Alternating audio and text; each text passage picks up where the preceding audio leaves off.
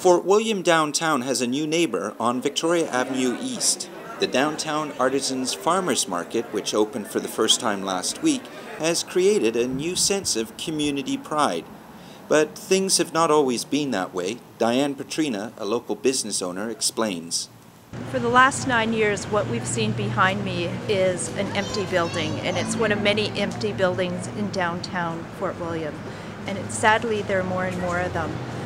Merchants in the area really felt that we needed to do something significant to start rebuilding traffic to the area. And the idea of starting a farmers market in this area is one that we came up with, embraced, and ran with. Before the doors could open, many people were active in creating positive change. Jim Garriak, market manager, tells us about the process. After about a week of coming on board, we called a meeting for all the interested parties, building owners and the merchants down here, and volunteers. Anybody that was interested, I expected maybe a dozen people. There was 60 people showed up for the meeting, and I used to tell you I was just overwhelmed with the support and the coming together. Some of the people in the meeting said they had businesses down here for as long as 12 years. They've never met some of the building owners that were at that meeting, and now they're all friends and they're working together, and it's just amazing. I've been overwhelmed, and it just comes in waves. Michelle Rutledge of B23 has also been experiencing the new attitude gripping Victoria Avenue. Basically, I just think that it's that shift is happening and people are getting excited to support each other. And Thunder Bay is starting to realize what we have here already. And when you do that, when you support one another's resources, then it creates that sustainability level and it raises the prosperity of everybody. And basically the location, I think, of this Artisans Market is really nice because it's creating that influx of just a diverse demographic. I got into the building, I looked out the front window and down the back lane, and you can see the front door of City Hall at the other end of the back lane.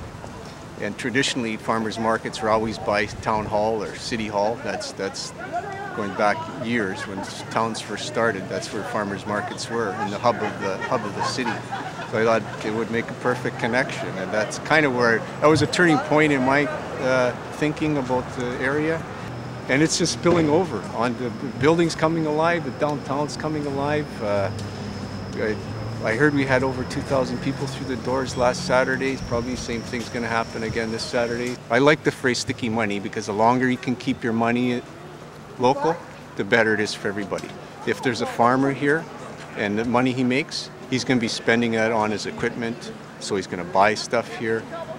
All the businesses in here are locally owned businesses or just startup businesses, young entrepreneurs. Our long-term view, and we want it to be more like in the next year, is really have these other empty storefronts fill up. And why wouldn't they when you can get 1,000, 2,000, 3,000 people outside your door?